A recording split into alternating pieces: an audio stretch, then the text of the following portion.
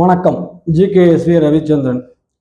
இன்னைக்கு இந்த வீடியோவில் ஒரே துறை முன்னாடி வந்துட்டு எப்படி நம்ம ஃபீல்டு மாறி தன்னை இன்னொரு ஃபீல்டு மாற்றி வளர்த்துக்கிறது எப்படின்னு சொல்லி பார்த்தோம். இதில் ஒரே ஃபீல்டில் வேலை பார்த்துட்டு எப்படி நம்மளை வளர்த்துக்கிறது அப்படின்னு சொல்லிட்டு இப்போ கன்ஸ்ட்ரக்ஷன் கம்பெனியில் ஒருத்தர் ஹெல்ப்பராக வேலை பார்த்துட்டு இருப்பாரு. Mason, steel fixer, shuttering, carpenter, painter சொல்லி நீங்கள் வேலை பார்த்துட்டு இருப்பீங்க. நீங்கள் முழுக்க இந்த கன்ஸ்ட்ரக்ஷன் கம்பெனியில் வேலை பார்த்துட்டு இருப்பீங்க. கம்மி சம்பளத்தில் வேலை பார்த்துட்டு இருப்பீங்க. கூட்டத்தோட கூட்டமாக வேலை பார்த்துட்டு இருப்பீங்க.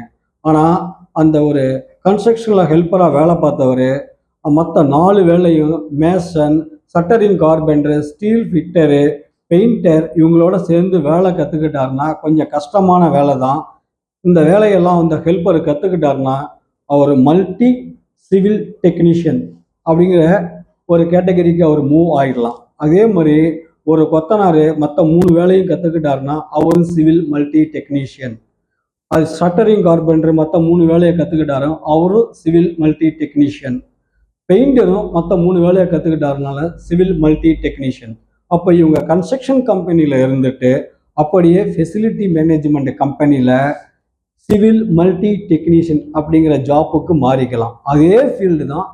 மற்ற 3 வேலையை கற்றுக்கிட்டு தன்னை உயர்த்திக்கிறோம். இந்த மாதிரி உயர்த்திக்கும் போது இவங்களுடைய சம்பளம் மினிமம் மல்டி டெக்னீஷியனுக்கு 45,000 ரூபா 8 மணி நேரம் டியூட்டிக்கு. அதே நேரத்தில் நீங்கள் கன்ஸ்ட்ரக்ஷனில் வெயிலில் அதே ஒர்க்கு ப்ரெஷரில் நீங்கள் ரொம்ப சிரமப்படுவீங்க. ஆனால் ஃபெசிலிட்டி மெயின்டெனன்ஸில் ரிலாக்ஸாக வேலை பார்ப்பீங்க. கன்ஸ்ட்ரக்ஷன் கம்பெனியில் ப்ராஜெக்ட் முடிஞ்சு போச்சுன்னா நீங்கள் திரும்பி வந்துடுவீங்க. ஆனால் இது ஃபெசிலிட்டி மேனேஜ்மெண்ட்டில் ப்ராஜெக்ட் இருந்துக்கிட்டே இருக்கும். நீங்கள் தொடர்ந்து அந்த கம்பெனியில் வேலை பார்த்துக்கிட்டே இருக்கலாம். எந்த போனாலும் ஒரு ஃபெசிலிட்டி மேனேஜ்மெண்ட் கம்பெனியில் உங்களுக்கு எக்ஸ்பீரியன்ஸ் ஆயிடுச்சுன்னா தொடர்ந்து உங்களுக்கு ஃபெசிலிட்டி மெயின்டெனன்ஸ் வேலை கிடைச்சிக்கிட்டே இருக்கும். அதே மாதிரி மினிமம் 45,000 சம்பளத்துக்கு உங்களுக்கு உத்தரவாதமாக கிடைச்சிக்கிட்டே இருக்கும்.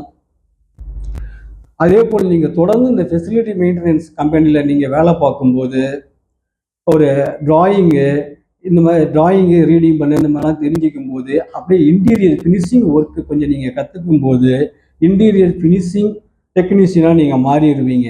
அதுக்கு தனிப்பட்ட சம்பளம் 50,000 ரூபாய், இன்னும் கொஞ்சம் 50,000 ரூபாயா உங்களுக்கு கிடைக்கும். அதே கன்ஸ்ட்ரக்ஷன் கம்பெனியில் நீங்கள் கூட்டத்தோட கூட்டமாக வேலை பார்ப்பீங்க. உங்கள் வளர்கிறதுக்கான வாய்ப்பு கம்மி. அதுவே நீங்கள் ஃபெசிலிட்டி கம்பெனியில் நீங்கள் மாறிக்கிட்டீங்கன்னா நல்லா உங்கள் தனித்திறமை வளரும். அங்கே சின்ன குரூப்பில் நீங்கள் வேலை பார்க்கும்போது உங்களுக்கு மல்டி ஸ்கில் வேலை கற்றுக்க முடியும். மேற்கொண்டு உங்களை ஃபோர்மேன், சூப்பர்வைசர் இப்படி வளர்த்துக்கிட்டு நான் 50,000 ரூபாய்க்கு மேலேயே உங்களை தரமான ஒரு வேலைக்கு நீங்கள் உங்களை மாற்றிக்க முடியும். நன்றி, வணக்கம்.